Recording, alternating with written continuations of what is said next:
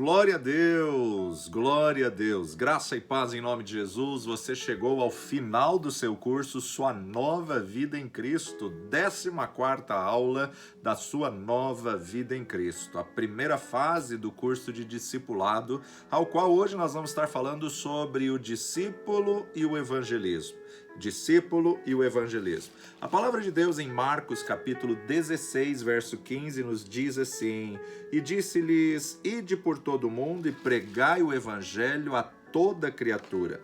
Quem crer e for batizado será salvo, mas quem não crer será condenado. E estes sinais seguirão os que crerem. Em meu nome expulsarão demônios, falarão novas línguas, pegarão nas serpentes e, se beberem alguma coisa mortífera, não lhes fará dano algum. E imporão as mãos sobre os enfermos e os curarão.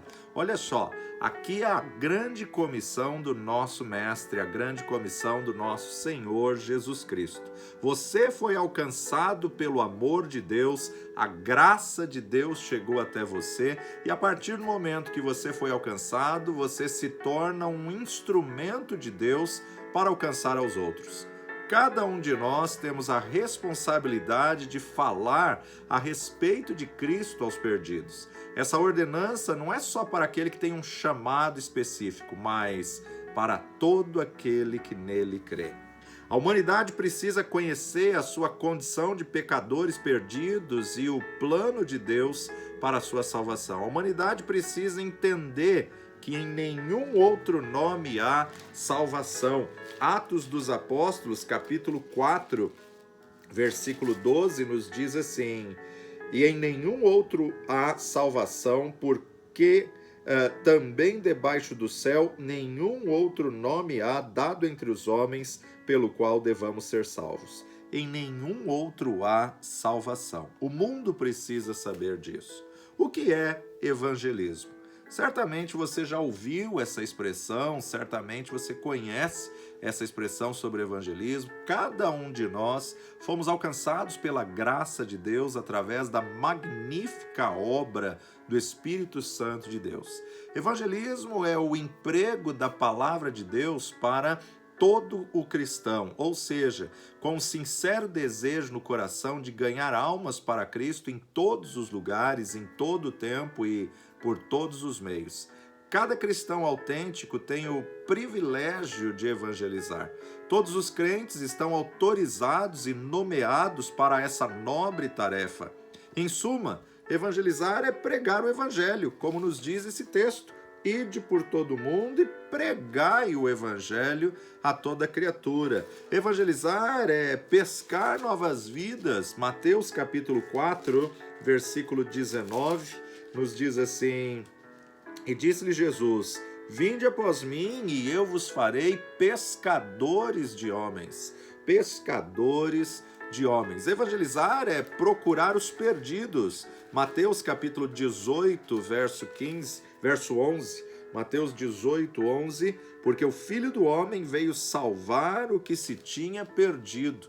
Aliás, o capítulo 15 de Lucas, ele só fala das coisas perdidas. O capítulo 15 é um capítulo de resgate, é um capítulo justamente de nós entendermos aí a obra, o chamado, o desígnio, a missão de cada um. E o capítulo 15 começa dizendo assim: Chegavam-se a ele todos os publicanos e pecadores para ouvir, e os fariseus e os escribas murmuravam dizendo: Este recebe pecadores e come com eles. E ele lhes propôs esta parábola dizendo: Que homem dentre vós, tendo 100 ovelhas e perdendo uma delas, não deixa no deserto as 99 e não vai após a perdida até que venha a achá-la?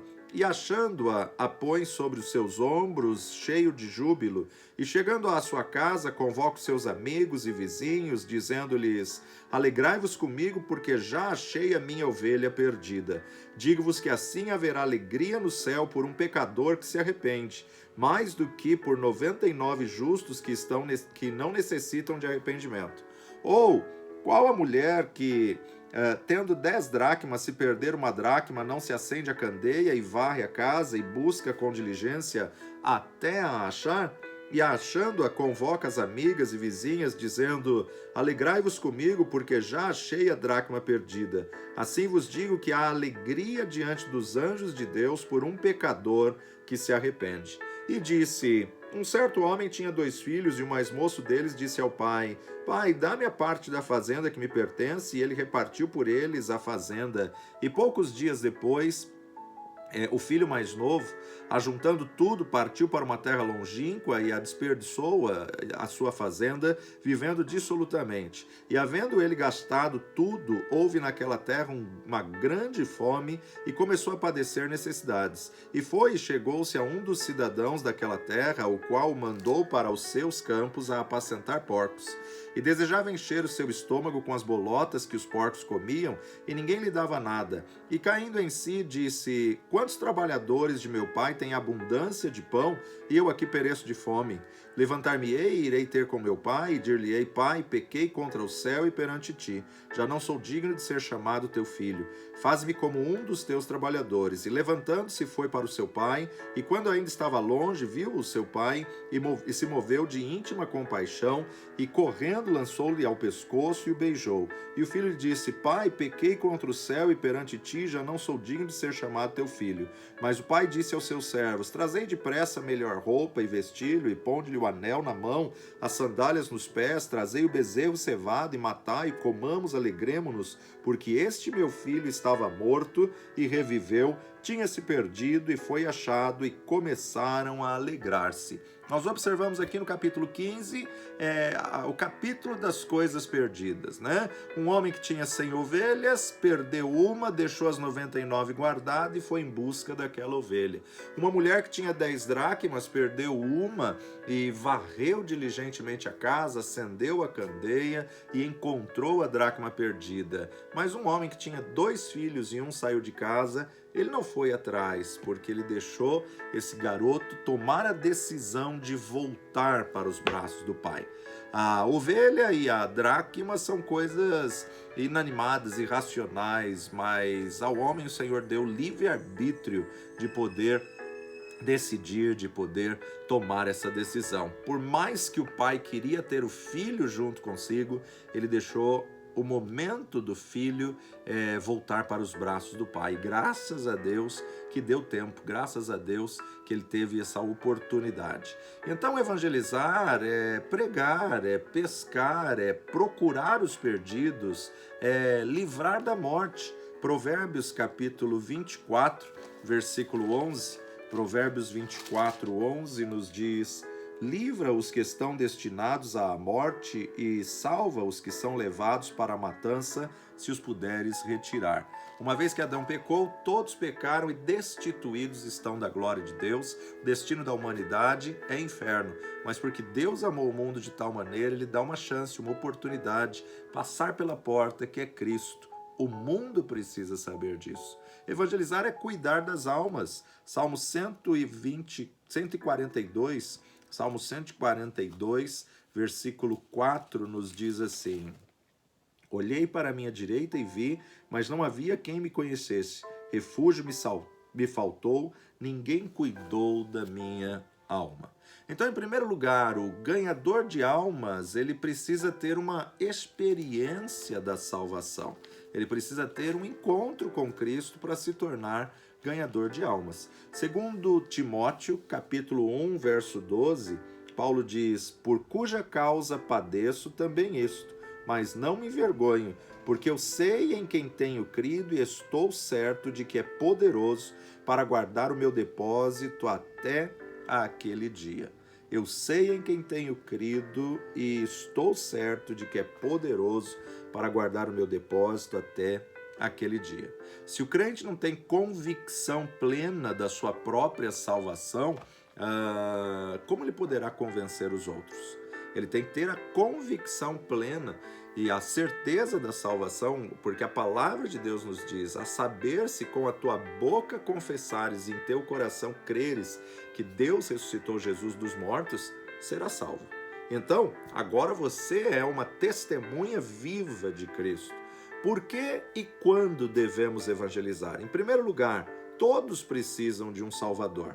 Uma vez que Adão pecou, todos são tidos como pecadores, descendentes de Adão. A raça humana, a espécie humana foi contaminada pelo sangue de Adão através do pecado de Adão. Romanos capítulo 3, verso 23 diz: porque todos pecaram e destituídos estão da glória de Deus. Destituídos fora estão da glória de Deus.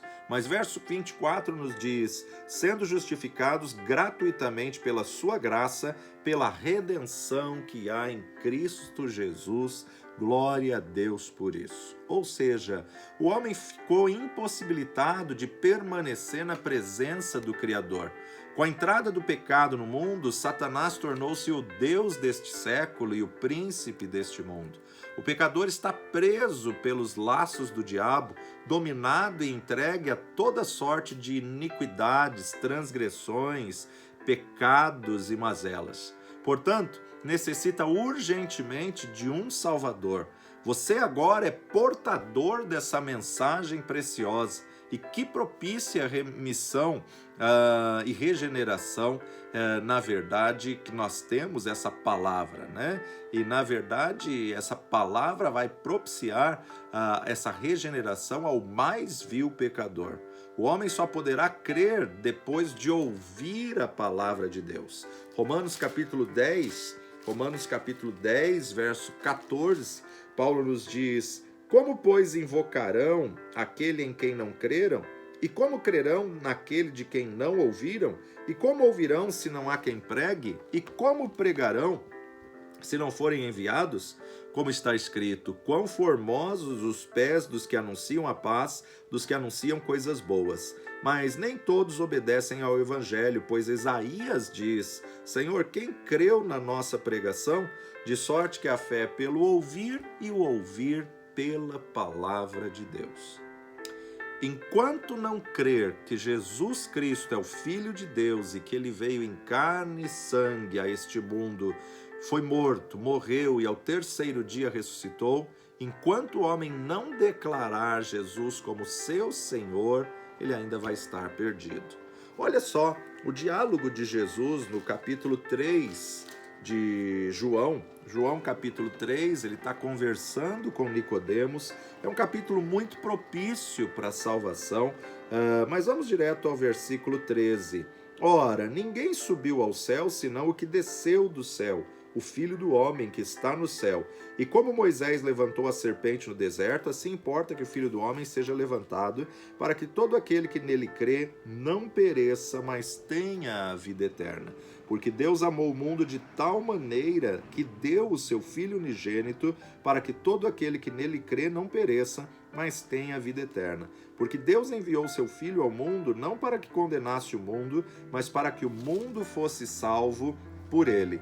Quem crê nele não é condenado, mas quem não crê já está condenado, porquanto não crê no nome do unigênito Filho de Deus. E a condenação é essa, que a luz veio ao mundo e os homens amaram mais as trevas do que a luz, porque as suas obras eram más. Porque todo aquele que faz o mal aborrece a luz e não vem para a luz, para que as suas obras não sejam reprovadas. Mas quem pratica a verdade vem para a luz, a fim de que as suas obras sejam manifestas, porque são feitas em Deus. Outro testemunho de João Batista. Depois disso, foi Jesus com seus discípulos para a terra da Judéia e estava ali com eles e batizava. Ora, João batizava também em Enom, junto a Salim, porque havia ali muitas águas e vinham ali e eram batizados, porque ainda João não tinha sido lançado na prisão. Houve então uma questão entre os discípulos de João e um judeu acerca da purificação. E foram ter com João e disseram-lhe: Rabi, aquele que estava contigo além do Jordão, do qual tu deste testemunho, ei-lo batizando e todos vão ter com ele. João respondeu e disse: O homem não pode receber coisa alguma se não lhe for dada do céu. Vós mesmos me sois testemunhas de que disse: Eu não sou o Cristo, mas sou enviado adiante dele. Aquele que tem a esposa é o esposo, mas o amigo do esposo que lhe assiste e o ouve, alegra-se muito com a voz do esposo. Assim, pois, já essa minha alegria está cumprida. É necessário que ele cresça e que eu diminua. Aquele que vem de cima é sobre todos, aquele que vem da terra é da terra e fala da terra. Aquele que vem do céu é sobre o céu. E aquilo que ele viu e ouviu, isso testifica, e ninguém aceita o seu testemunho. Aquele que aceitou o seu testemunho, esse confirmou que Deus é verdadeiro. Porque aquele que Deus enviou fala as palavras de Deus, pois não lhes dá Deus o Espírito por medida. O Pai ama o Filho e todas as coisas entregou nas suas mãos. Aquele que crê no Filho tem a vida eterna, mas aquele que não crê no Filho não verá a vida, mas a ira de Deus sobre ele permanece. A importância de nós entendermos que Deus amou o mundo de tal maneira que deu o seu Filho, não para condenar o mundo, mas para que o mundo fosse salvo por ele. Porém, quando o mundo ouve essa palavra, muitas vezes rejeita, e nós precisamos estar trazendo a verdade da palavra que Deus reconciliou-se com o mundo. Éramos inimigos, estávamos afastados de Deus e através de Cristo Jesus houve uma reconciliação. Através de Cristo Jesus houve um religamento. Então, quando o povo ouve a palavra, adquire a fé. Assim como o próprio Paulo disse em Romanos, capítulo 10, verso 17. De sorte que a fé é pelo ouvir e o ouvir pela palavra de Deus. Essa fé que comunica a salvação. Efésios capítulo 2, versículo 8, Efésios 2, 8, porque pela graça sois salvos por meio da fé. Isso não vem de vós, isso é dom de Deus. E muitas outras bênçãos celestiais que estão até incluídas na grande comissão em Marcos 16, nós podemos ir direto para o versículo 17. Estes sinais seguirão os que crerem, em meu nome expulsarão demônios, falarão novas línguas, pegarão nas serpentes e se beberem alguma coisa mortífera, não lhes fará dano algum. Imporão as mãos sobre os enfermos e os curarão. Que coisa tremenda quando você tem Jesus como teu Senhor e teu Salvador. Em segundo lugar, por que e quando devemos evangelizar? Porque recebemos uma ordem do Senhor Jesus Cristo. Fomos chamados pelo Senhor e separados para a nobre e suprema tarefa da evangelização. Mateus capítulo 4, verso 21, Mateus 4, 21, nos diz assim: E adiantando-se dali, viu outros dois irmãos, Tiago, filho de Zebedeu, e João, seu irmão, num barco com Zebedeu, seu pai, consertando a rede, e chamou-os. Assim como Jesus chamou os 12, ele nos chama para a obra da evangelização. João capítulo 20, verso 21, Evangelho segundo João, capítulo 20, verso 21, nos diz assim: Disse-lhes, pois, Jesus outra vez: Paz seja convosco. Assim como o Pai me enviou, também eu vos envio a vós. A grande comissão ela é repetida 5 vezes em todos os evangelhos e também em Atos dos Apóstolos. Mateus capítulo 28, verso 18 a 20, Mateus 28, 18 a 20. E chegando-se Jesus, falou-lhes dizendo: É-me dado todo o poder no céu e na terra. Portanto, ide, ensinai todas as nações, batizando-as em nome do Pai, e do Filho, e do Espírito Santo, ensinando-as a guardar todas as coisas que eu vos tenho mandado. E eis que eu estou convosco todos os dias, até a consumação dos séculos. Amém. Esse que nós já lemos, Marcos 16, 15, e disse-lhes: Ide por todo o mundo e pregai o evangelho a toda criatura. Lucas capítulo 24, verso 47. Lucas 24, 47. E em seu nome se pregasse o arrependimento e a remissão dos pecados em todas as nações, começando por Jerusalém. E Atos dos Apóstolos, capítulo 1, versículo 8. Atos 1, 8.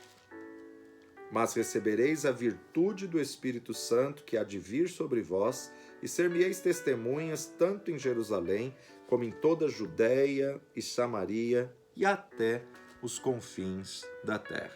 E até os confins da terra. Esse é o verdadeiro alvo do Novo Testamento. o id de Jesus é mais do que uma ordem. O id de Jesus é uma obrigação. 1 Coríntios capítulo 9, versículo 16. 1 Coríntios 9, 16. Porque se anuncio o evangelho, não tenho de que me gloriar, pois me é imposta essa obrigação, e ai de mim se não anunciar o evangelho. Ai de mim se não anunciar o evangelho. Paulo teve essa consciência. Isso não significa que você será forçado ou constrangido a pregar o evangelho, mas que você foi convidado pelo Senhor Jesus Cristo para fazê-lo e deve fazê-lo com muita dedicação, prazer, gratidão, dando seu próprio testemunho de fé ao mundo. A sua vida serve de testemunho. Mas nos fica uma terceira pergunta: por que e quando devemos evangelizar? Deus nos concedeu o privilégio de participarmos da sua obra e da expansão do seu reino. O anjo disse a Cornélio que fosse buscar a Pedro para que viesse e pregasse o evangelho. Olha só, Atos capítulo 10, versos 5 e 6. Agora, pois, envia homens a Jope e manda chamar a Simão, que tem por sobrenome Pedro.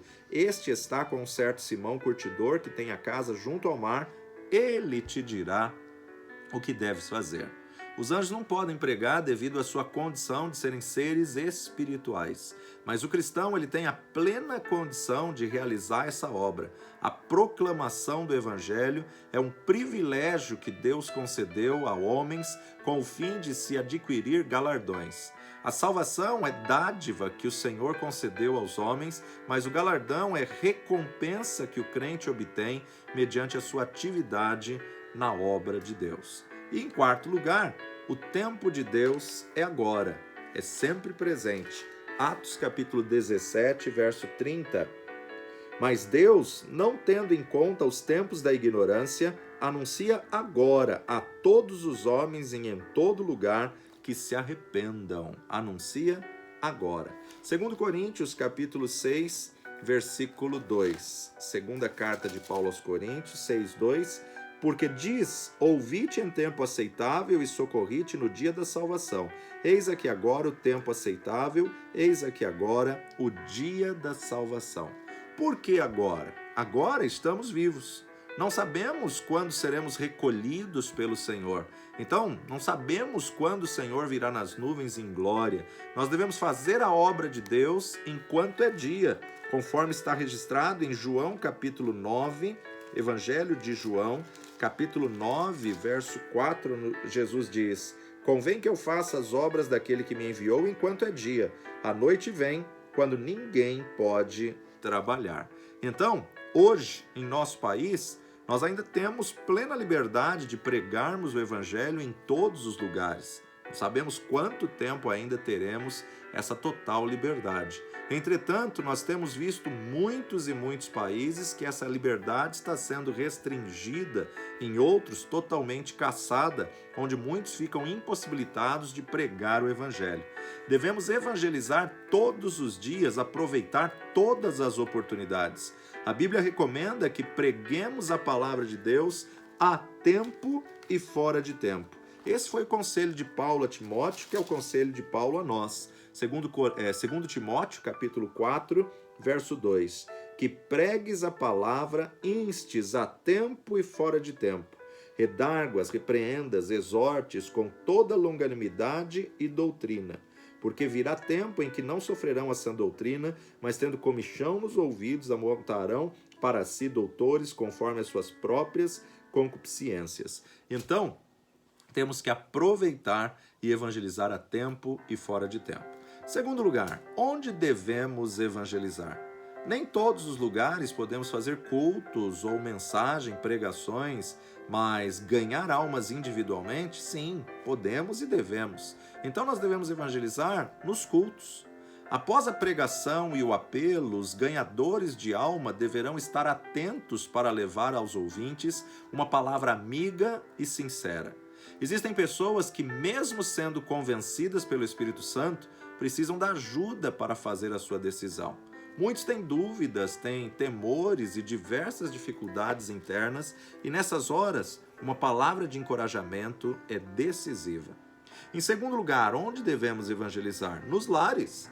Jesus disse que o campo é o mundo e o mundo, a nossa porta, na verdade, tem que ser o começo, né? O mundo começa à nossa porta, no nosso próprio lar. Evangelho de Marcos, capítulo 5, verso 19.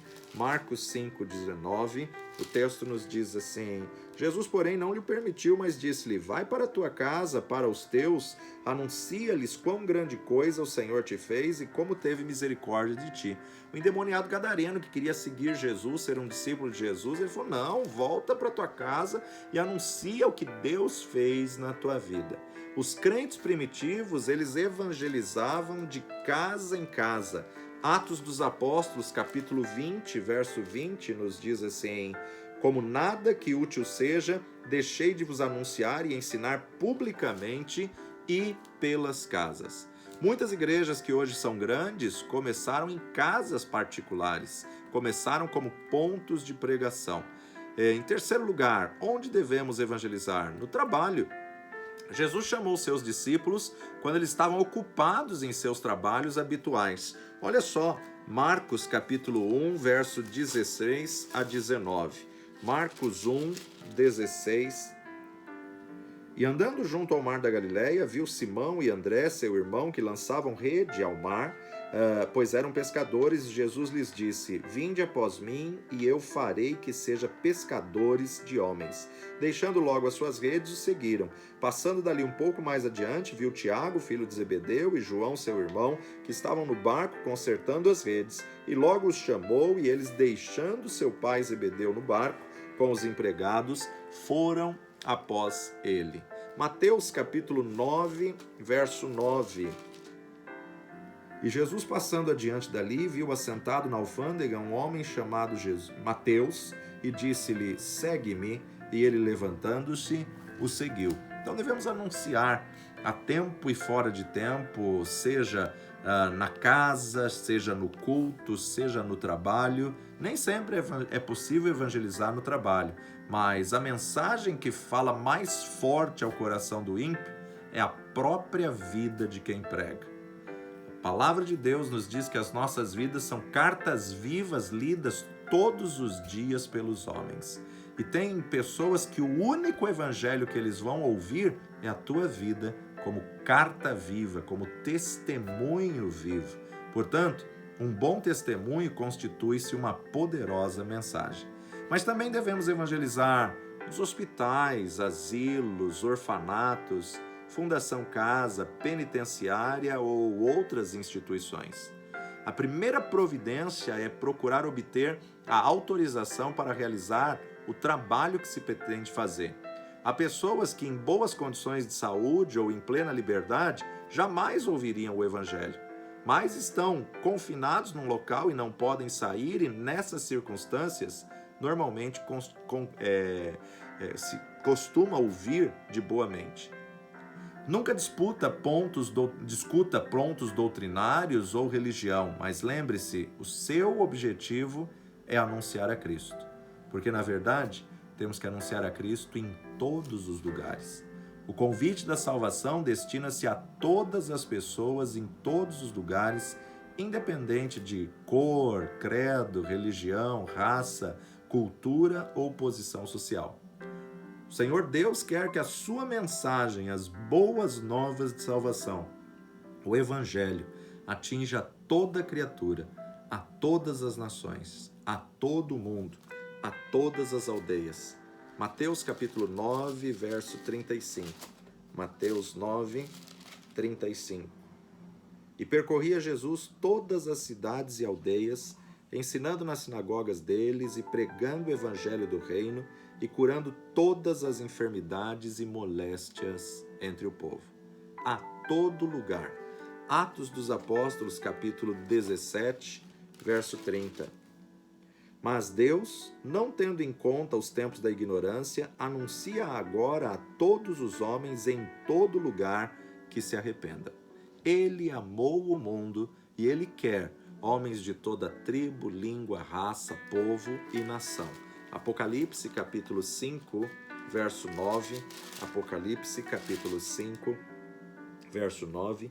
E havendo tomado o livro, os 4 animais e os 24 anciãos prostraram-se diante do Cordeiro, tendo todos eles harpas e salvas de ouro cheias de incenso, que são as orações dos santos. E cantavam um novo cântico, dizendo: digno és de tomar o livro, de abrir os seus selos, porque fostes morto e com teu sangue comprastes para Deus homens de toda tribo e língua e povo e nação, e para o nosso Deus os fizestes reis e sacerdotes, e eles reinarão sobre a terra. Segundo Pedro, capítulo 3, verso 9, segunda epístola de Pedro 3, 9 diz: o Senhor não retarda a sua promessa, ainda que alguns a tenham por tardia, mas é longânimo para convosco, não querendo que alguns se percam, senão que todos venham a se arrepender. Terceiro lugar, requisitos necessários para se evangelizar. Bom, em primeiro lugar, o ganhador de almas precisa ter tido a sua experiência de salvação. Como nós já lemos, 2 Timóteo 1,12, por cuja causa padeço também isto, mas não me envergonho, porque eu sei em quem tenho crido e estou certo de que é poderoso para guardar o meu depósito até aquele dia. Se o crente não tem convicção plena de sua própria salvação, como poderá convencer os outros? Então, qual o requisito necessário para se evangelizar? Ler e estudar a Bíblia diariamente. Olha só, 2 Timóteo 2,15, Paulo diz: procura apresentar-te a Deus aprovado, como obreiro que não tem de que se envergonhar, que maneja bem a palavra da verdade. Atos dos Apóstolos, capítulo 8, verso 35, nos diz assim: então Filipe, abrindo a boca e começando nessa escritura, lhe anunciou a Jesus. É preciso que os crentes que desejam ganhar almas para Cristo estudem sistematicamente, metódica e perseverantemente a Bíblia. Aquilo que a eloquência, o argumento e a persuasão humana não pode fazer, a palavra de Deus o faz quando apresentada sob a unção do Espírito. Segundo requisito necessário para evangelizar: ter ardente amor pelas almas perdidas.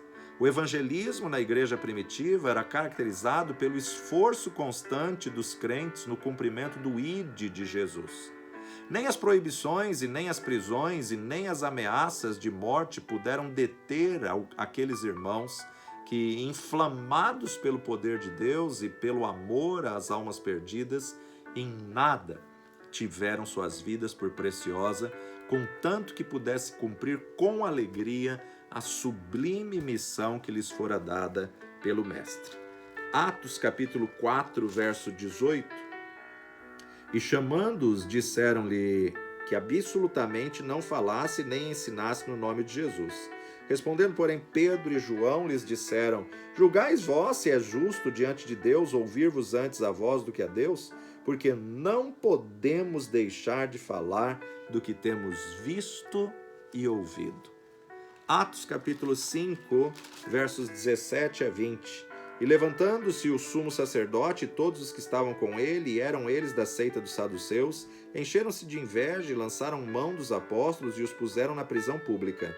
Mas de noite um anjo do Senhor abriu as portas da prisão, tirando-os para fora, disse: ide, apresentai-vos no templo e dizei ao povo todas as palavras desta vida. Olha o verso 28. Não vos admoestamos nós expressamente que não ensinasseis nesse nome? E eis que encheste Jerusalém dessa vossa doutrina e quereis lançar sobre nós o sangue desse homem. Porém, respondendo Pedro e os apóstolos disseram: mais importa obedecer a Deus do que aos homens. O Deus de nossos pais ressuscitou a Jesus, ao qual vós matastes, suspendendo-o no madeiro. Deus com sua destra o elevou a príncipe e salvador para dar a Israel arrependimento e remissão dos pecados. E nós somos testemunhas acerca dessas palavras, nós e também o Espírito Santo que Deus deu àqueles que lhe obedecem. Constrangidos pelo amor de Cristo, 2 Coríntios capítulo 5, verso 14. 2 Coríntios capítulo 5, verso 14. porque o amor de Cristo nos constrange, julgando nós assim que se um morreu por todos, logo todos morreram. Ou seja, eles não podiam deixar de falar o que eles tinham visto e o que eles tinham ouvido. Se quisermos lograr êxito no evangelismo em nossos dias, a exemplo dos nossos irmãos no início do cristianismo, devemos pedir ao Senhor que nos encha o coração de amor pelos perdidos. Assim se expressou um grande servo do Senhor chamado David Brunner. Ele disse: Não importa onde ou como vivia, nem as experiências duras que passava, se isso me levava a ganhar almas para Cristo. Enquanto dormia, este era o meu sonho, e quando acordava, o meu primeiro pensamento neste grande trabalho estava. Sem dúvida alguma, a força que move o evangelismo é a compaixão pelo perdido. Sem ela, o evangelho do evangelista se torna frio, rotineiro e secularizado. Agora, um terceiro requisito necessário para se evangelizar é ter uma vida santa e separada para Deus. Salmo capítulo 51, Salmo 51, o Salmo do arrependimento de Davi, no versículo 2, ele diz: Lava-me completamente da minha iniquidade, purifica-me do meu pecado. Versículo 13, ele diz: Então ensinarei aos transgressores os teus caminhos, e os pecadores a ti se converterão. Muitos crentes trabalham a toda força e não há frutos, e muitas vezes qual a razão? O pecado é um impedimento à conversão dos pecadores. Se estivermos em pecado, se não estivermos em comunhão com Deus, se estivermos nos descuidando da leitura da Bíblia, da oração, fatalmente teremos o coração de pedra e nosso trabalho não frutificará. Agora, um quarto requisito que nós devemos ter para evangelizar é aprender com o Mestre. Olha só que lição que ele nos ensina no encontro dele com a mulher de Samaria. João capítulo 4. E quando o Senhor veio a saber que os fariseus tinham ouvido que Jesus fazia e batizava mais discípulos do que João, ainda que Jesus mesmo não batizava, mas os seus discípulos, deixou a Judéia e foi outra vez para a Galiléia. Era-lhe necessário passar por Samaria. Foi, pois, a uma cidade de Samaria chamada Sicar, junto da herdade que Jacó tinha dado a seu filho José. E estava ali a fonte de Jacó. Jesus, pois, cansado do caminho, assentou-se assim junto da fonte. Era isso quase a hora sexta. Veio uma mulher de Samaria tirar água e disse-lhe Jesus: Dá-me de beber, porque os seus discípulos tinham ido à cidade comprar comida. Disse-lhe, pois, a mulher samaritana: Como, sendo tu judeu, me pedes de beber a mim, que sou uma mulher samaritana? Porque os judeus não se comunicam com os samaritanos. Jesus respondeu e disse-lhe: Se tu conheceras o dom de Deus e quem é o que te diz, dá-me de beber, tu lhe pedirias e ele te daria a água viva. Disse-lhe a mulher: Senhor, tu não tens com que atirar e o poço é fundo. Onde, pois, tens a água viva? És tu maior do que Jacó, o nosso pai, que nos deu o poço, bebendo ele próprio dele, e os seus filhos e o seu gado? Jesus respondeu e disse-lhe: Qualquer que beber desta água tornará a ter sede, mas aquele que beber da água que eu lhe der nunca terá sede, porque a água que eu lhe der se fará nele uma fonte de água a jorrar para a vida eterna.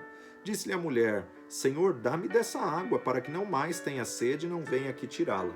Disse-lhe Jesus: Vai, chama o teu marido e vem cá. A mulher respondeu e disse: Não tenho marido. Disse-lhe Jesus: Dissestes bem, não tenho marido, porque tiveste 5 maridos e o que agora tens não é teu marido. Isso dissestes com verdade. Disse-lhe a mulher: Senhor, vejo que és profeta. Nossos pais adoraram nesse monte e vós dizeis que é em Jerusalém o lugar onde se deve adorar. Disse-lhe Jesus: Mulher, crê-me que a hora vem e em que nem nesse monte nem em Jerusalém adorareis o Pai. Vós adorais o que não sabeis, nós adoramos o que sabemos, porque a salvação vem dos judeus.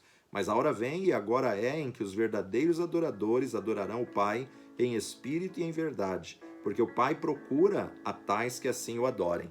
Deus é espírito e importa que os que o adorem em espírito e em verdade. A mulher disse-lhe: Eu sei que o Messias, que se chama o Cristo, vem, e quando ele vier nos anunciará tudo. Jesus disse-lhe: Eu o sou, eu que falo contigo. E nisso vieram seus discípulos e maravilharam-se de que ele estivesse falando com uma mulher. Todavia nenhum lhe disse: que perguntas ou por que falas com ela? Deixou, pois, a mulher o seu cântaro e foi à cidade e disse àqueles homens: vinde e vede um homem que me disse tudo quanto tenho feito. Porventura não é este o Cristo? Saíram, pois, da cidade e foram ter com ele. Ela mal tem um encontro com Cristo, ela já se torna uma missionária. Ela mal tem um encontro com Cristo, ela já se torna uma evangelista. Ela já quer contar a todo mundo o que Jesus fez. Mas a narrativa continua. E, entretanto, os seus discípulos lhe rogaram, dizendo: Rabi, come. Porém ele lhe disse: uma comida tenho para comer que vós não conheceis. Então os discípulos diziam uns aos outros: trouxe-lhe porventura alguém de comer? Jesus disse-lhe: a minha comida é fazer a vontade daquele que me enviou e realizar a sua obra. Não dizeis vós que ainda há 4 meses até que venha a ceifa? E eis que eu vos disse: levantai os vossos olhos e vede as terras que estão brancas para a ceifa. E o que ceifa recebe o galardão e ajunta fruto para a vida eterna, para que assim o que semeia como o que ceifa, ambos se regozijem. Porque nisso é verdadeiro ditado: um é o que semeia, outro é o que ceifa. Eis que eu vos enviei a ceifar onde vós não trabalhastes, outros trabalharam, e vós entrastes no seu trabalho. E muitos dos samaritanos daquela cidade creram nele, pela palavra da mulher que testificou: disse-me tudo quanto eu tenho feito. Indo, pois, ter com ele os samaritanos, rogaram-lhe que ficasse com eles, e ficou ali 2 dias. E muitos mais creram nele por causa da sua palavra. E diziam à mulher: já não é pelo que dissestes que nós cremos, porque nós mesmos o temos ouvido e sabemos que este é verdadeiramente o Cristo, o Salvador do mundo. Jesus nos chamou para sairmos pelo mundo lançando a semente. Lançando a semente. Ele não quer que você convença a pessoa do pecado, do juízo e da justiça, porque esse é papel do Espírito Santo. Mas ele te chamou para lançar a semente. E a seara realmente está branca para a ceifa, mas poucos são ceifeiros para a seara. Quando nós olhamos esse encontro de Jesus com a samaritana, nós vemos alguns passos do nosso amoroso Salvador evangelizando uma mulher samaritana. Logo no começo do texto, Jesus aproveitou a oportunidade. Verso 6 diz que ele estava cansado. Embora cansado, embora faminto, ele aproveitou a oportunidade e pregou. Ele teve o amor e o espírito de sacrifício, tudo por amor a uma alma perdida. Ainda no verso 8, ele esperou o momento de estar a sós com essa mulher, porque senão os discípulos iriam atrapalhá-lo. No verso 9, ele não se importou com os preconceitos raciais, sociais ou religiosos. Efésios capítulo 2, de 13 a 19, Efésios 2, de 13 a 19. Mas agora em Cristo Jesus, vós que antes estáveis longe, já pelo sangue de Cristo chegastes perto, porque ele é a nossa paz, o qual de ambos os povos fez um, e derribando a parede da separação que estava no meio, na sua carne, desfez a inimizade, isto é, a lei dos mandamentos, que consistia em ordenanças, para criar em si mesmo dos dois um novo homem, fazendo a paz.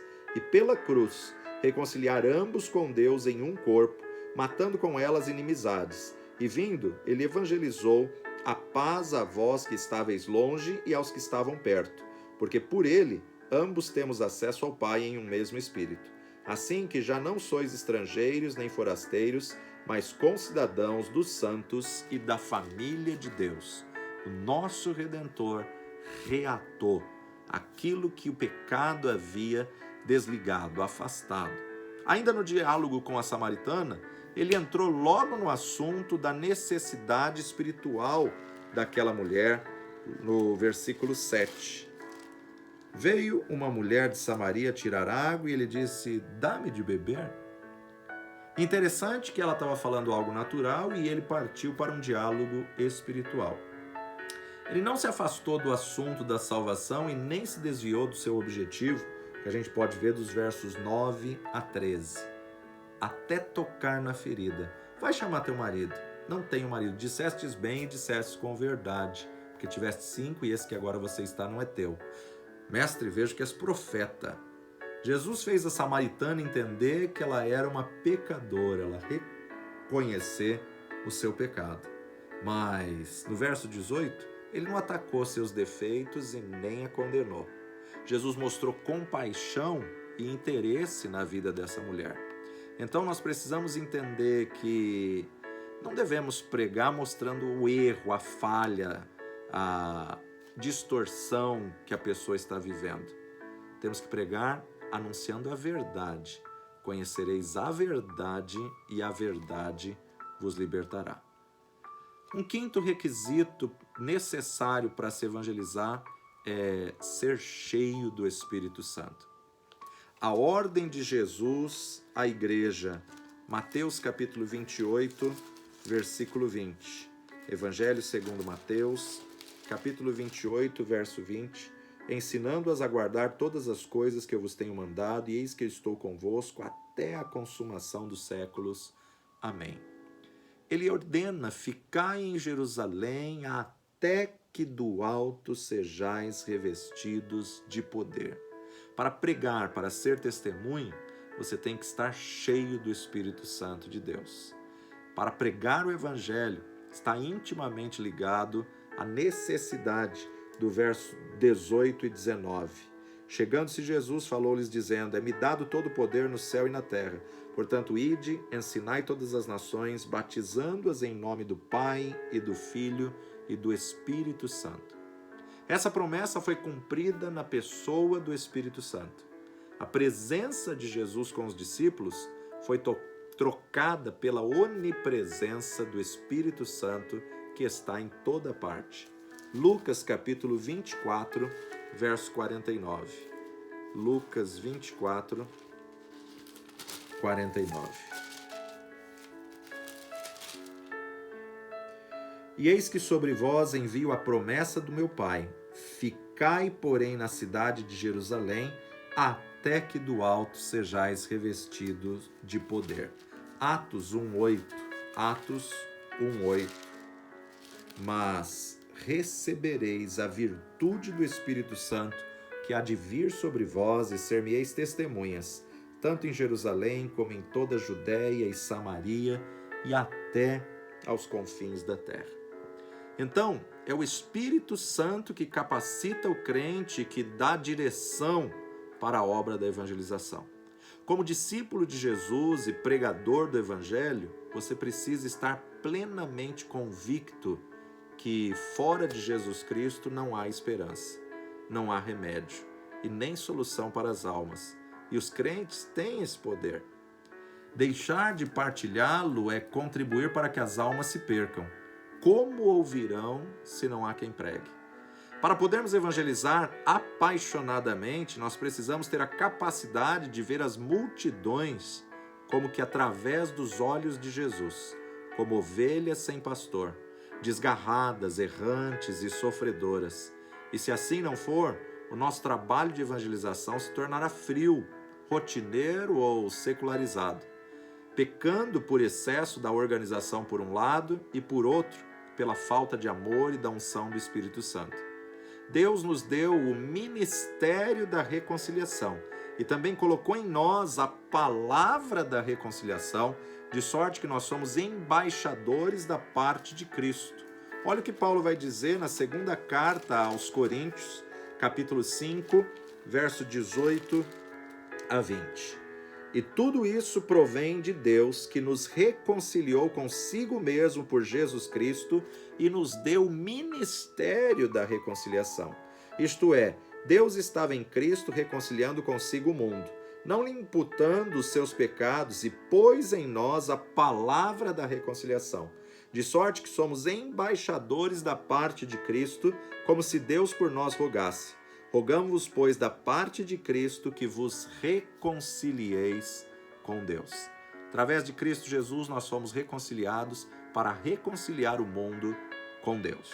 Temos que lembrar que a evangelização não frutifica pela eficácia da sua programação humana ou pelos recursos da técnica de promoção e que podemos falar até agora e esgotar o fôlego de nosso aparelho de fonação. Podemos escrever até que não haja mais papel e tinta para escrever, mas se a obra da evangelização não vier por força do Espírito Santo, pela direção do Espírito Santo, será como metal que soa e voltará todo o esforço vazio e infrutífero.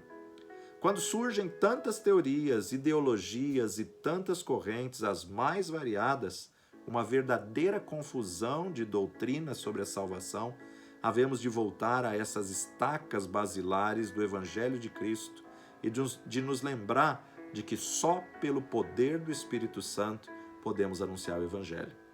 Ninguém converte ninguém. Ninguém faz germinar a fé. Ninguém convence o próximo do pecado. Ninguém tem palavra capaz de comunicar a mensagem do Evangelho de maneira a ser penetrante no coração do incrédulo. Isso vem do Espírito Santo de Deus, que nos convence do pecado, do juízo e da justiça. Por isso, temos que estar cheios do Espírito para podermos pregar, para podermos evangelizar e ganhar vidas. Não existe evangelismo eficaz que não seja um evangelismo com base no poder indispensável do Espírito Santo de Deus. Que você possa ouvir a voz do Salvador e ouvir o Espírito clamando: a quem enviarei e quem há de ir por nós? E assim como profeta você possa responder: eis-me aqui, envia-me a mim. Pai de amor e Deus bendito, te agradecemos por essa graça que nos alcançou e capacita-nos, ó Pai, para que através de nós possa alcançar outras vidas, outras pessoas.